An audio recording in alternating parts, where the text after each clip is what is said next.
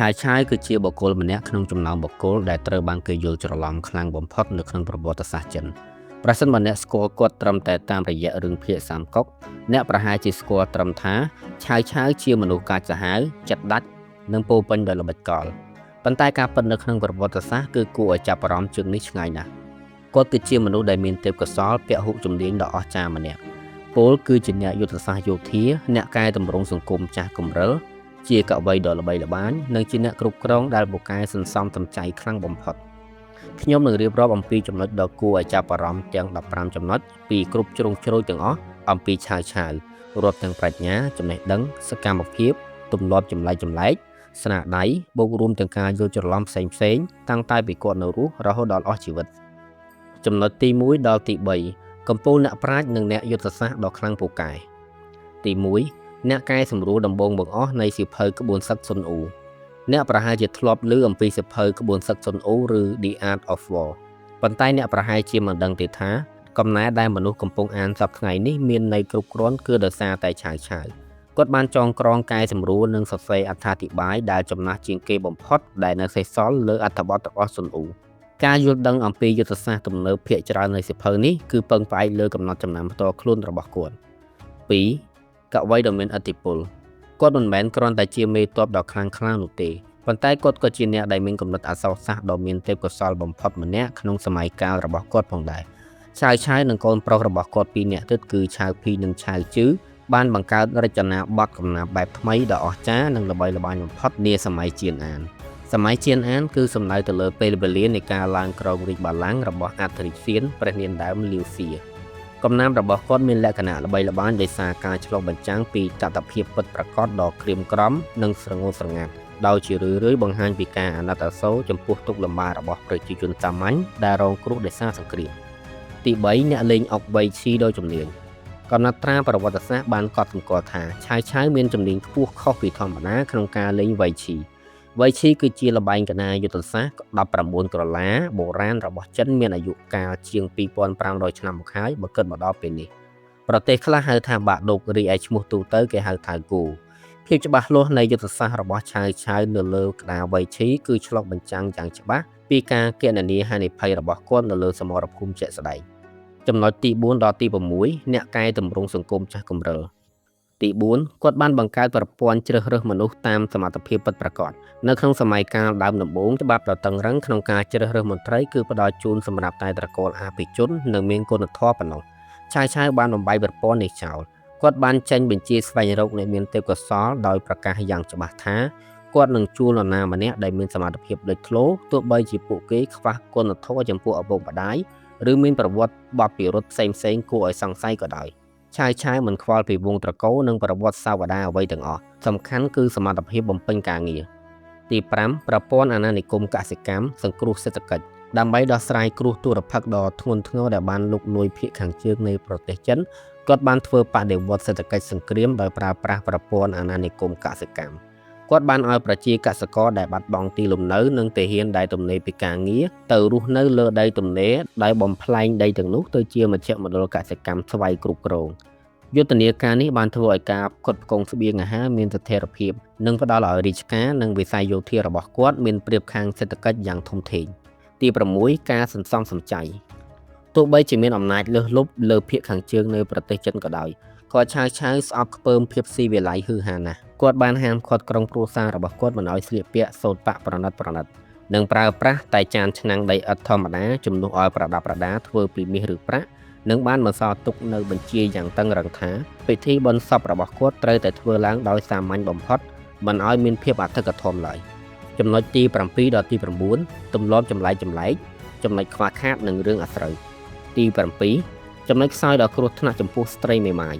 ឆាវមានទម្លាប់មួយគឺការយកស្ត្រីមេម៉ាយរបស់សត្រូវដែលចាញ់សមរភូមិធ្វើជាស្រីស្នំឬប្រពន្ធរបស់ខ្លួន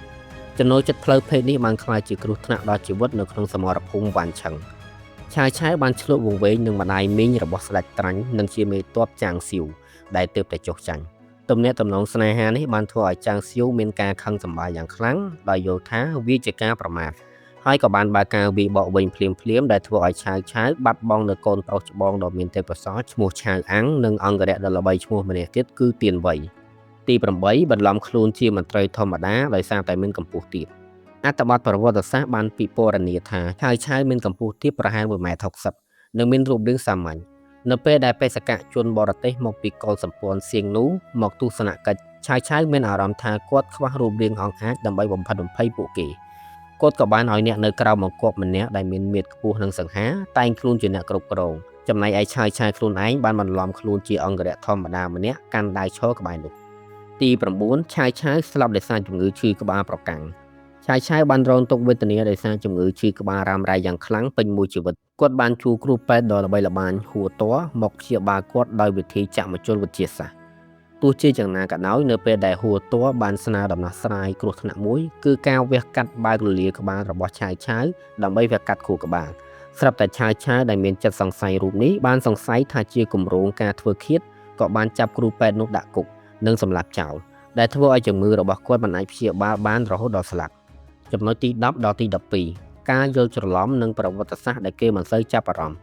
ទី10ពាក្យភាសិតមួយឃ្លាអំពីឆាវជនជាតិចិនគ្រប់គ្នាស្គាល់ភាសិតមួយនិងតែងតែនិយាយថានិយាយពីឆាវមកដល់ភ្លាមគេនិយាយពាក្យនេះនៅពេលនរណាម្នាក់លេចមុខមកចំពេលដែលគេកំពុងនិយាយពីឈ្មោះរបស់បុគ្គលនោះពាក្យទំនៀមដ៏ល្បីល្បាញនេះកើតចេញពីហេតុការណ៍គ្រាដែលឆាវទៅសង្គ្រោះអធិរាជសៀនពីមេទ័ពលីជានិងគុស៊ឺទី11គាត់មិនដែលឡើងក្រងរាជជាផ្លូវការឡើយទោះបីជាមានការគ្រប់គ្រងទាំងស្រុងលើរាជវាំងហាននិងបានធ្វើឲ្យអធិរាជក្លាយជាអាយ៉ងក៏ដោយក៏ឆាវមិនដែលប្រកាសខ្លួនជាអធិរាជជាផ្លូវការនោះទេគាត់ធ្លាប់បាននិយាយយ៉ាងល្បីល្បាញថាប្រសិនបើឋានលើតម្រូវឲ្យគាត់ធ្វើជាអធិរាជគាត់សុខចិត្តយកគំរូតាមស្ដេចពីបុរាណគឺស្ដេចវិននៃនគរជ័យពលគឺជាអ្នកគ្រប់គ្រងដែលបានរៀបចំគ្រឹះទាំងអស់សម្រាប់កូនចៅចំនួនក្រោយឡើងជាអធិរាជក្រោយមកឆាវភីក៏បានដណ្ដើមរាជនិងឡើងក្រងបល្ល័ង្កជាព្រះចៅអធិរាជបានសម្រេចវិញទី12រឿងរ៉ាវភ្នូរคล้ายៗទាំង72គ្រាន់តែជារឿងប្រឌិត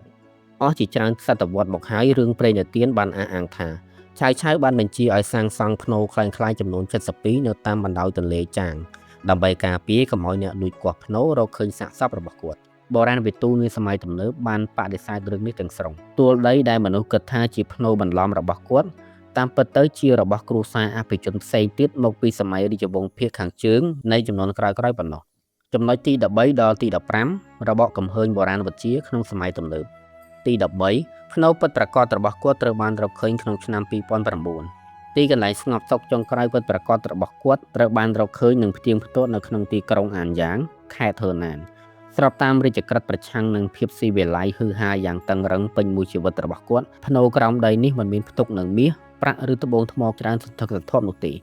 ដែលនេះសបញ្ជាក់ឲ្យឃើញថាគេឈ្មោះក្នុងប្រវត្តិសាស្ត្ររបស់គាត់ខាងសន្សំសំចៃគឺត្រឹមត្រូវទាំងស្រុងទី14ការរកឃើញសាច់សារលោហិតតាមរយៈការពិនិត្យ DNA មានមនុស្សរាប់ពាន់នាក់នៅទូទាំងប្រទេសចិនបានអះអាងថាជាកូនចៅចំនួនក្រោយរបស់ឆាវហើយនៅក្នុងឆ្នាំ2013អ្នកស្រាវជ្រាវនៅសាកលវិទ្យាល័យ Fudan បានធ្វើពិសោធន៍ E ក្រូម៉ូសូមហើយបានផ្សាយថាពួកគេបានរកឃើញក្រុមមនុស្ស6គ្រួសារប៉ុណ្ណោះដែលមានជាប់សាច់សារលោហិតជាមួយនឹងឆាវនិងចុងក្រោយចំណុចទី15អ្នកទស្សនាសែនថ្នាំ Ibuprofen នៅភ្នូរឆាវនៅក្នុងហេតុការណ៍ដ៏ចម្លែកនិងគួរឲ្យអស់សំណើចនាសម័យទំនើបអំឡុងពេលពិធីបុណ្យឆេងម៉េងក្នុងឆ្នាំ2026នាពេលថ្មីនេះភ្ញៀវដែលទៅទស្សនាភ្នូររបស់ឆាវនៃសារមន្ទីរប្រវត្តិសាស្ត្រកៅលីងនៅក្នុងទីក្រុងអានយ៉ាងបានចាប់ផ្ដើមធ្វើសកម្មភាពតាម trend ដ៏ល្បីល្បាញមួយជំនួសឲ្យការសែនធូបឬផ្កាតាមប្រពៃណីមនុស្សម្នាបានយកប្រអប់ថ្នាំបំបាត់ការឈឺចាប់ជាច្រើនប្រភេទដូចជា Ibuprofen, Paracetamol និង Aspirin ជាដើមទៅដាក់កូរលើតុសែនព្រេនដើម្បីជាការសម្ដែងការអាណិតអាសូរចំពោះជំងឺឈឺក្បាលរ៉ាំរ៉ៃរបស់គាត់មិនត្រឹមតែប៉ុណ្្នឹងទេអ្នកខ្លះថែមទាំងសរសេរលើក្រដាសបែបលេខសើចទៀតថាលេបមួយថ្ងៃ3ដងនិងតមស្រារួចដាក់នៅជាមួយនឹងថ្នាំនៅកន្លែងសែនឧទ្ទិស